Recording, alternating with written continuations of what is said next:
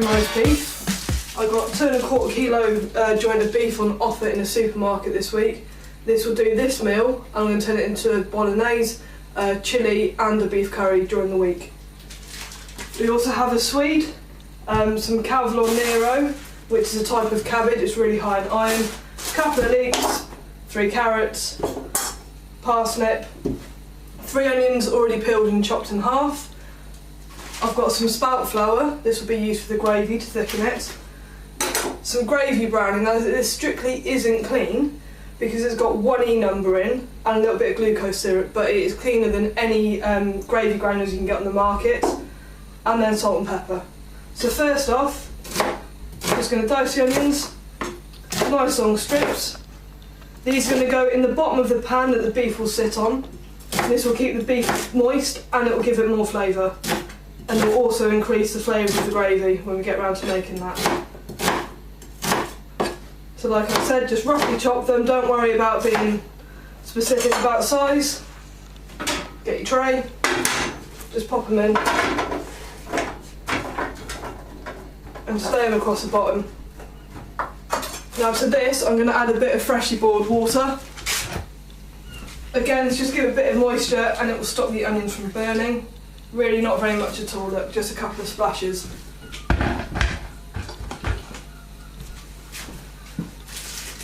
Then with the beef, make sure you take the pad out.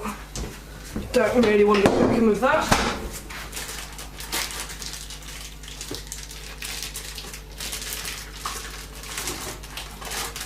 The blood goes in, it's nothing major. Again, it all cooks out. Now I've got a sink full of soapy water, so I can keep going back and cleaning my hands. We don't want cross-contamination. Now to the beef, we're just going to add a bit of salt and pepper.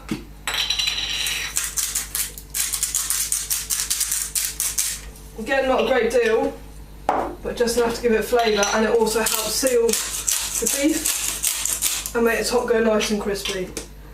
Now, I've got a roast calculator on my phone. It's a BBC Good Food one. Typed in the weight of this and it says going to cook for 1 hour and 45 minutes. This will produce quite a rare joint in the middle, which will be good for when we're cooking spaghetti bolognese and our beef chilli and our beef curry, because we can just recook that meat then. It's going to go in the oven on gas mark 6 or 180 degrees if you've got an electric oven. Again, if you've got a fan assisted electric oven, then you can reduce the temperature or reduce the cooking time. What I'll do now is just start getting all the vegetables prepped up. You can keep your skin on your carrots or you can take it off. I tend to keep mine on. There's a lot of vitamins in the skin. Obviously make sure you wash all your veg first. Get a fairly large saucepan please.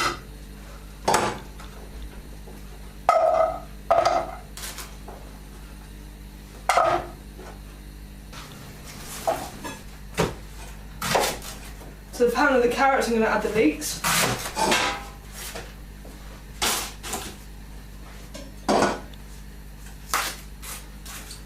Now as you can see, these are very dirty, so please do make sure you give your leeks a thorough wash. It's easier to wash them once they've been sliced.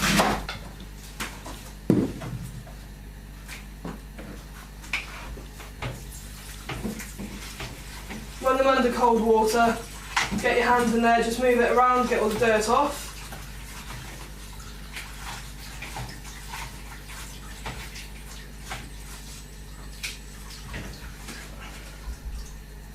In the UK they tend to grow leeks in sand. Not very nice when you bite down on a couple of grains. So they just go in a pan. I'm going to cover with the water. Just a little bit, because I'm going to cook the swede and I'm going to add the water from the swede to that pan as well. Now this is quite a big swede.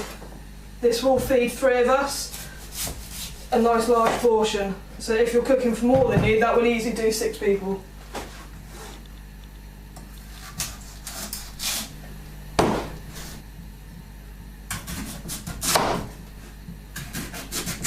Now you can peel this with a peeler if you're not very confident with a knife. But I just tend to take off the edges with the knife, like so. And then I'm just going to chunk this.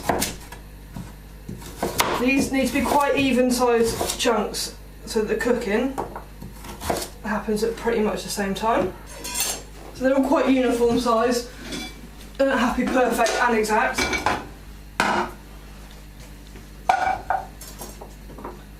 Put the swede into a pan. Now I tend to cook swede well before the beef is ready and get it mashed up.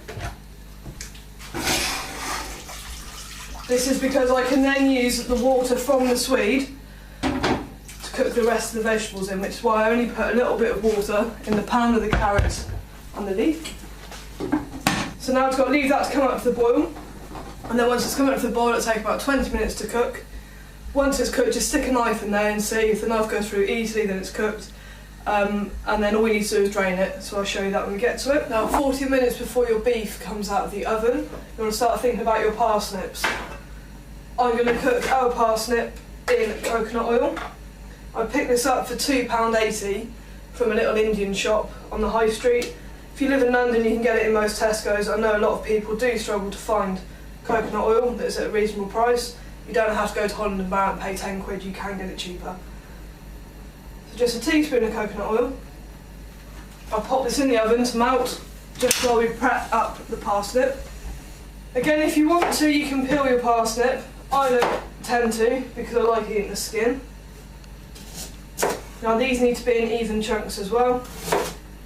Parsnips are super easy to cook, you don't need to parboil them because they're quite a soft root vegetable. Now this will feed 2 people, this one parsnip. My stepdaughter doesn't like parsnips, so she doesn't get any. So we've got 8 pieces there of that one parsnip.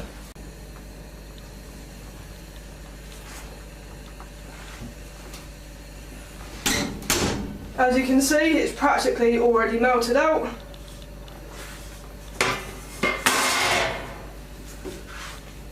So just get your parsnip. Obviously, make sure you keep washing your hands before you start touching your food. Just swirl it around.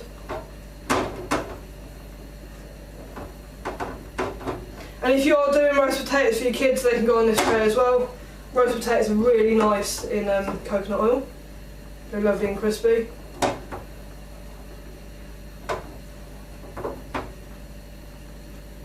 If you wanted to do a roast beetroot or anything with this as well, you can do it exactly the same way, just cut it up, don't worry about peeling it, pop it on the tray with the parsnips. Now they're all done, so they're going to go into the oven for 40 minutes. Now the beef has got 40 minutes left to cook on it. Once the beef is cooked, I'm going to bring it up out of the oven and just leave it to rest on a warm plate for about 20 minutes. That lets all the juices draw back into the centre and makes for a really tender bit of meat. So if your parsnips aren't cooked in 40 minutes, don't worry, do have that extra 20 minutes. If they are cooked in 40 minutes, just turn the oven off and leave them in there. So they're just going to go in the oven. So the swede's been cooking for about 25 minutes now. I'm just going to check if it's ready. Obviously be careful when taking the pan off because it's boiling water and it's hot. And yep, my knife goes very easily through the swede. So now that's cooked. I'm going to take the pan off the heat. I'm going to open up the vegetable pan. Now, most people probably use a colander for this. But you just need to drain the water from the swede in with the carrots and the leeks. Now the reason we do this is so that you've got all the goodness from all the water carrying on cooking the rest of the vegetables. Now I should have mentioned earlier that the reason I covered the carrots with water is that once they're peeled, as I'm sure you're all aware, that carrot peel goes brown quite quick, so do the carrots. With a bit of water in the bottom of the pan, they don't have the chance of going brown. So to the swede I'm just going to add a bit of pepper. It doesn't matter really what type of pepper you use, but I always use fresh ground black pepper. I'm also going to use a tiny bit of butter. Now, some people who eat clean don't use butter, some people do. Personal preference, we eat it because it's the least tampered with dairy product pretty much that there is. We eat it so rarely that we don't think it's a problem adding it. It's literally just that, it's probably about 12.5 grams, so half an ounce.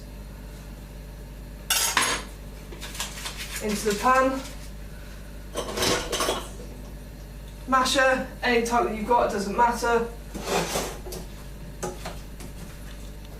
And you just work the Swede, work all the pepper into it. Now some Swede can be quite woody, which makes it quite hard to mash. You might end up with lumps in it. But don't worry, it's not because you're not good at mashing, it's because some Swede is quite woody.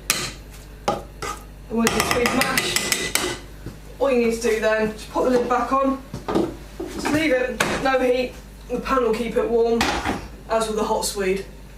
And that's it. And then we've got all our veg water ready to go. We're going to put the vegetables on about 10 minutes before the joint of beef comes out the oven. That allows them 15 to 20 minutes to cook, and it also allows the beef that resting time. Okay, so now it's time for us to put our vegetables on. And I'm just going to quickly check our beef. I've put a plate in the bottom of the oven to warm through. I'm going to bring the parsnips up as well. And as it's just the parsnips in at the moment, I'm going to turn the heat right up. Hot as it'll go, that'll make them crispy. Just going to check the temperature of the meat. Okay, now I know that that is hot enough for what I want it for. I want it to be rare. Obviously, if you want it to be more cooked, then you cook it for a little bit longer. But for me, that is perfect.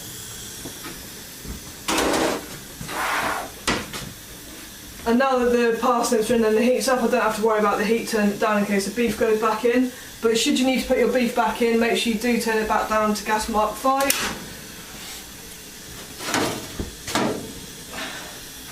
So be careful when you're getting that out because it's going to be very, very hot. Now don't worry if you don't have one of these. It's just a carving fork. But you can just use normal forks or a sharp knife.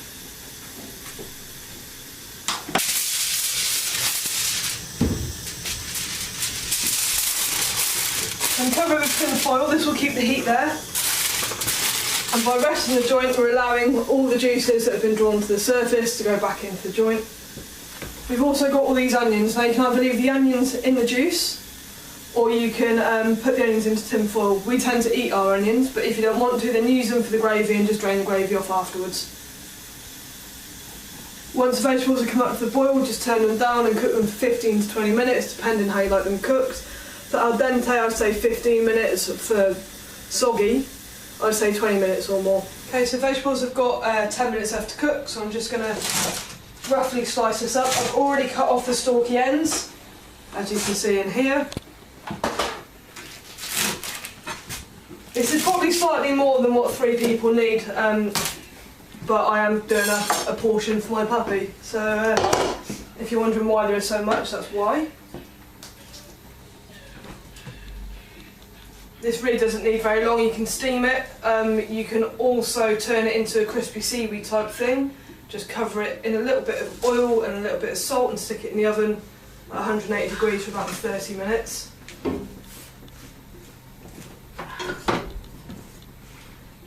There you go, everything's covered. Lid on, that's it, just leave it now for 10 minutes. And then everything's cooked, we just need to make the gravy. Okay, so now all the vegetables are cooked. Time to take them off the heat. Drain them again. If you want to use a colander, then please do.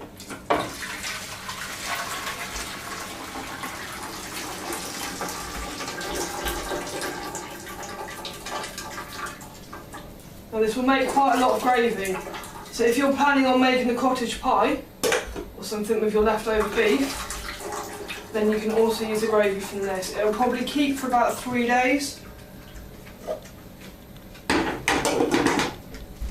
So, like I said, I'm going to use a spout flour in gravy browning, practically clean, 1E number in that, and a little bit of glucose, that's it.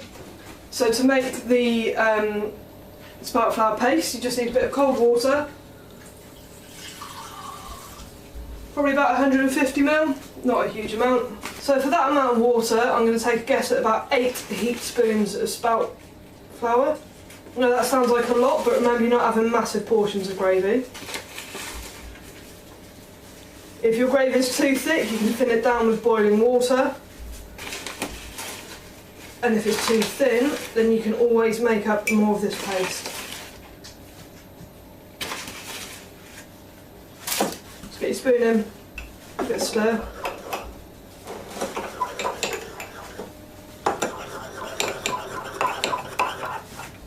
Go quite thick, that's what you want.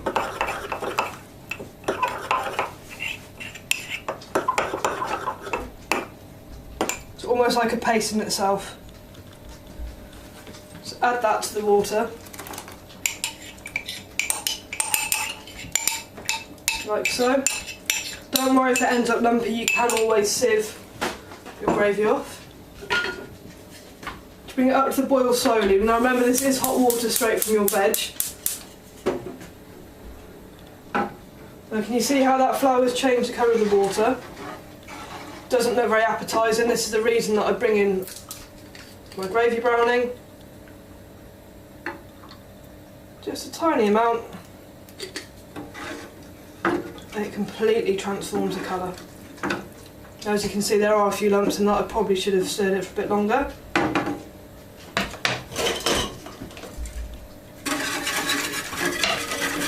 Now what you need to do is whisk it until it comes up to the boil, at which point it will thicken. If it hasn't thickened, then please make up a little bit more paste, add a little bit at a time. And all you need to do now is serve your dinner. And that's it, clean roast beef. Now should you have any questions for us, you can email us on cookcleanlooklean@gmail.com. If there's anything that you'd like to have cooked, any recipes, anything you're not sure on how to do, then comment either on this video or drop us an email and we'll make sure we get it cooked up for you. So that's cookcleanlooklean@gmail.com.